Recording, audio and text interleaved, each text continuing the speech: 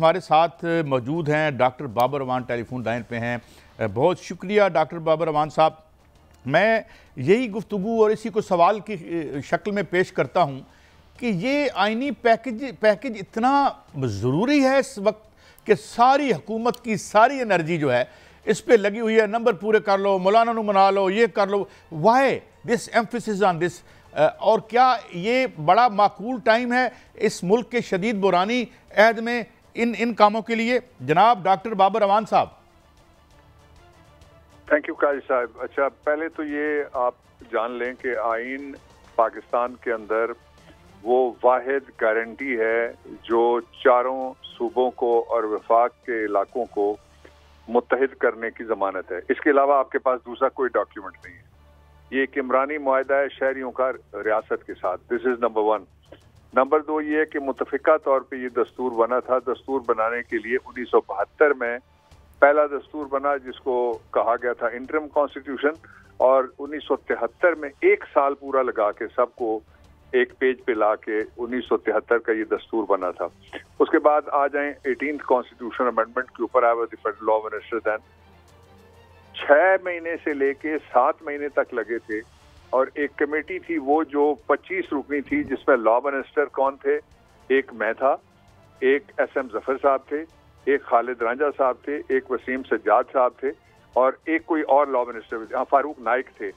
वो उस वक्त चेयरमैन हो गए थे सेनेट के, लेकिन वो इसके बावजूद भी वो साथ लगे हुए थे। अब ये 6-7 दिमाग ये थे, और बाकी लोगों को भी बुलाया गया था। मेरे पास चार्ज था पार्लियामेंट्री अफेयर्स का। मैंने जितने पार्लियामानी वजीर थे पहले के, उनमें से जो दस्तयाब थे वो भी सारे बुला लिए। अब ये जो आइन की तरमीम है ये कोई शुगल नहीं है, ये तो फेडरेशन के ऊपर हमला हो जाएगा। मैं आपको 3 मिसालें उसकी दे के आगे बढ़ता हूँ। पहली मिसाल ये है कि आप एक सूबे को कहते हैं कि आपकी 61 से बढ़ा के हम 65 से बढ़ा के 81 सीटें कर देंगे। किस फार्मूले के तहत आप करेंगे? इसके ऊपर क्या केपी खामोश रहेगा? पंजाब जिसके लोगों को शनाख्ती कार्ड निकाल के लाइन में लगा के गोलियां मार रहे हैं, वो 12.5 करोड़ लोगों का सूबा है, वो क्या खामोश रहेगा? सिंध तो चलिए वहां पे थोड़ी सी और कैफियत है। दूसरी बात यह है कि पाकिस्तान के अंदर कोई मुतवाजी अदालत कायम हो ही नहीं सकती। जुडिकेचर का एक पूरा बाब है, जब तक उस पूरे बाब को हज़फ नहीं किया जाता, आइन पूरा उसका बुनियादी स्ट्रक्चर बर्बाद करके उसके ऊपर बुलडोजर या टैंक नहीं चलाया जाता, उस वक्त तक आप इसको हाथ ही नहीं लगा सकते। कि आप कहेंगे कि एक कॉन्स्टिट्यूशनल कोर्ट की जरूरत है। ये जो नकल कर रहे हैं, जिस मुल्क की नकल कर रहे हैं, वहां पे सूबे नहीं है, वहां पे फेडरेटिंग यूनिट्स नहीं है, वहां पे रियासतें हैं। रियासतों का अपना अपना सुप्रीम कोर्ट है। लेकिन जब कोई वफाकी मसला पेश आता है तो फिर वो वफाक में जाते हैं, जिस तरह पाम बीच काउंटी का केस आया था, Al Gore versus George W Bush junior. दूसरी बात, तीसरी और आखिरी बात है वो ये है कि जो भी तरमीम की जाती है वो बुनियादी स्ट्रक्चर में नहीं हो सकती। मसलन ये एक इस्लामी मुल्क है, और इस इस्लामी मुल्क में लोगों को इस्लाम के मुताबिक आज़ादाना जिंदगी गुजारने के लिए आर्टिकल 2A से शुरू करके जो दिए गए पहले बुनियादी हुकूक और फिर रियासत के रहनुमा उसूल, प्रिंसिपल्स ऑफ पॉलिसी, उनमें कोई चेंज नहीं लाई जा सकती। फिर जो हतमी बात है वो ये कि ये किसके लिए किया जा रहा है? 2-3 लोग हैं जिनको इनसे फायदा देने के लिए ये किया जा रहा है, इसलिए ये टेलर मेड सारी की सारी एक्सरसाइज है। इसका आवाम के साथ डॉक्टर साहब आपने फरमाया है कि 18वीं तरमीम जब की थी तो 6 माह की प्रैक्टिस की थी, अब अभी एक तरमीम हो रही है, इसको खुफिया क्यों रखा जा रहा है सर? ये जो तरमीम हो रही है ये मैं एक इशारा फेंक देता हूँ, या शायद आप इसको रिपोर्टर हैं वर्किंग, आप निकाल लीजिएगा। ये तरमीम जो है वो एक समंदर पार तैयार हुई है, 7 समंदर पार नहीं, एक समंदर पार तैयार हुई है। 2 लोग उसमें शामिल थे। एक जहाँ तैयार हुई है उस सूबे का गवर्नर का एक ख्वाहिशमंद है, किसी के पास मुसवदा ही नहीं था। रात तक किसी हुकूमती वजीर के पास जिसके ऊपर वो गुफ्तगू कर रहे थे कितने दिनों से, वो मुसवदा नहीं था। इसका मतलब ये है कि इसका पार्लियामेंट के साथ कोई ताल्लुक नहीं है इस तरमीम का, ये किसी और की जरूरत है। और मैं ख्याल हूँ किसी और का, मुझे सोचता कोई और है। आपने बड़ी खबर दी है बाबर अमान साहब कि रिपोर्टर तो आप हमें कह रहे हैं, मगर जाहिर आप अंदर की बात भी रखते हैं कि एक समंदर पार ये हुई, जो आपने इशारा दिया, तो क्या इतना ज़रूरी है उनके लिए इसका पास होना? क्या इसकी नौयत की क्या है और इसका मकसद क्या है? इसकी 3 नौयतें जी। एक तो ये है कि लोगों को बगैर किसी वारंट के उठाना, बगैर किसी वक्त के उनको अपने पास रखना और फिर कहना कि जी फलां आदमी पकड़ा गया था, उसको फलां सजा हुई थी और उसमें सजाए मौत भी शामिल है और वो खैरियत से दफना दिया गया अपने गांव में, जिस जुल्फिकार अली भुट्टो को शहीद को ले जाके वहां पे दफना दिया गया था। ये वो जमाना नहीं है, नंबर 1। दूसरा ये है कि फेयर ट्रायल से लोग घबराते हैं। फेयर ट्रायल एक्ट भी मौजूद है, आइन के अंदर आर्टिकल 10A है, जिसके ऊपर 4-5 महीने की बहस हुई थी आर्टिकल 10A के ऊपर, कि जहाँ क्रिमिनल ट्रायल आएगा वहाँ फेयर ट्रायल है और बाकी जहाँ लोगों के सिविल राइट्स हैं वहाँ पे ड्यू प्रोसेस है, वो सारा खत्म किया जाएगा। और तीसरी और सबसे इम्पोर्टेंट बात यह है कि इस मुल्क को नॉर्थ कोरियन मॉडल पे चलाने का प्रोग्राम है और नॉर्थ कोरियन मॉडल में आपको पता ही है कि वहाँ one man is the powerful man और बाकी सारे जो हैं वो उसके नीचे हैं। मैं आपको एक अगर कहें तो मैं एक तारीखी बात छोटी सी आपको बताना चाहता हूँ, सेकंड्स ही इसमें लगेंगे। जब मशरकी पाकिस्तान पे इंडिया की फौज ने कब्जा किया तो मानेक शॉ उनके आर्मी चीफ थे। उसके बाद इंदिरा गांधी को ये खतरा पैदा हुआ कि वो टेक ओवर कर रहे हो, बहुत खबरें भी चलना शुरू हो गई। तो इंदिरा गांधी ने टेलीफोन किया मानेक शॉ को और कहा कि आप मेरे पास चाय पीने के लिए। उसने कहा कि आपकी जो चाय है आपके हाउस की वो बड़ी गंदी होती है, हमारे मैस की अच्छी चाय है। थोड़ी गुफ्तगू के बाद वो चाय पीने के लिए चले गए।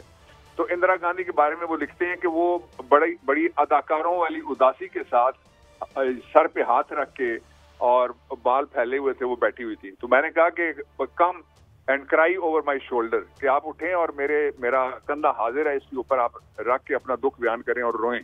तो उन्होंने कहा कि मैंने सुना है कि आप मुझे टेक ओवर कर रहे हैं।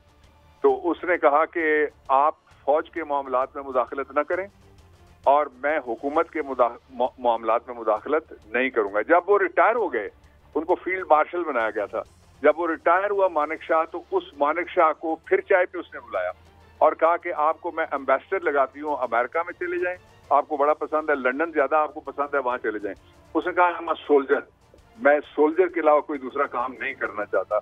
हमें ये समझना होगा कि जिस काम के लिए इदारे बने हैं उस काम के लिए उनको रहने दें। और फिर मैं आपको एक मजे की बात बताऊं, ये अभी आप गूगल करके ये भी आप कहते होते हैं ना ब्रेकिंग, कि इस मुल्क के अंदर जो औसत उम्र है हम सब की मिला के, जिंदगी जो औसत है, एवरेज एज एक्सपेक्टेंसी जो है वो है टोटल 66 साल, 66.1। 1 को आप महीना कह लें, 1 को दिन कह लें या हफ्ता कह लें। और जो यानी जिस बंदे की टोटल उम्र 66 साल है उसको 68 साल तक नौकरी करनी है, यानी मौत को भी उसे शिकस्त देनी पड़ेगी। तो ये तो 2-3 लोग हैं, 4 लोग हैं। पहले के एक समंदर पार जो है वो इसका ड्राफ्ट तैयार हुआ है। तो सर एक और खबर दें कि हुकूमत कल नाकाम हुई लेकिन फिर भी कॉन्फिडेंट है, अभी भी बिलावल भुट्टो जरदारी जो हैं वो मौलाना फजलुर रहमान के घर पर मौजूद हैं। एक तो ये गाइडेंस दें कि क्या हुकूमत का कॉन्फिडेंस क्यों है इस वक्त भी, कल नाकामी के बाद भी, और क्या मौलाना फजलुर रहमान मान जाएंगे सर, वोट दे देंगे? देखिए, मैं एक बड़ी बात पहले करूंगा, फिर ये जो सवाल आपने किया है ये जरा थोड़ा छोटा है उससे। पहली बात ये है कि जो शख्स भी, ये आइन का डेथ वारंट है, आइन के कत्लेआम में जो शरीक होगा उसको लोग नहीं भूलेंगे, उसका नाम कातिलों की फहरिस्त में आएगा। इसलिए कि ये आइन फोर फादर्स ने बनाया, बहुत मेहनत करके बनाया। ये वो आइन था जिससे पहले आइन बन ही नहीं सका। 1952 में इंडिया ने आपके साथ उसको आजादी मिली थी, उसी रात को उन्होंने बना लिया था। अब जो इसकी बर्बादी है उसके लिए कोई मुज़ाकरात किसी जगह नहीं हो रहे, जबरदस्तियां हो रही हैं, कुछ लोगों को उठा लिया गया है।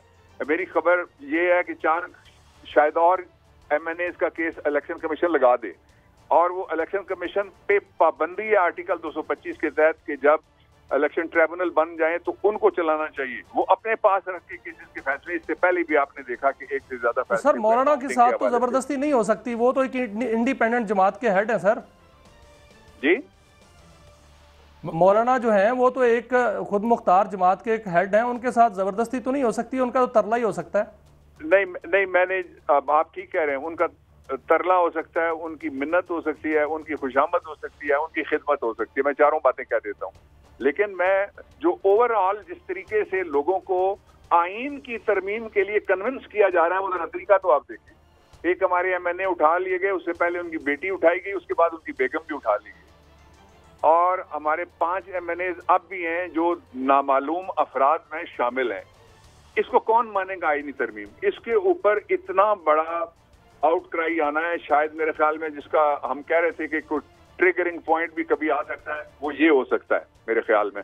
इसलिए कि बलूचिस्तान बार काउंसिल भी बोली है, Karachi high court bar association भी बोली है, और वकील by and large across the board इस बात पर मुत्तफिक हैं कि आइन की रूह से जो आज तक भी मौजूद है, 26 अक्टूबर को जस्टिस मंसूर अली शाह साहब पाकिस्तान के चीफ जस्टिस होंगे। इसको तब्दील नहीं किया जा सकता किसी की ख्वाहिश या किसी की जरूरत या किसी की फरमाइश के ऊपर।